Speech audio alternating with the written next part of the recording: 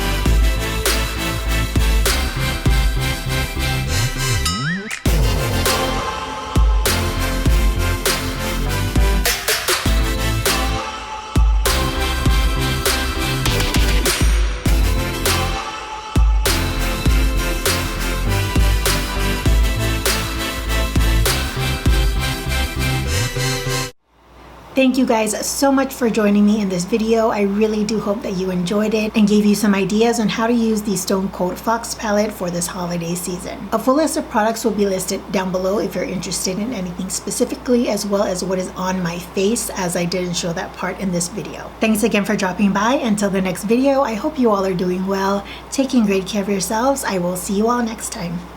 Bye guys. Happy holidays. Happy holidays, and my nose is runny. How appropriate. Filming videos and doing laundry. That's what I'm doing today. Gotta go out and dry my clothes now.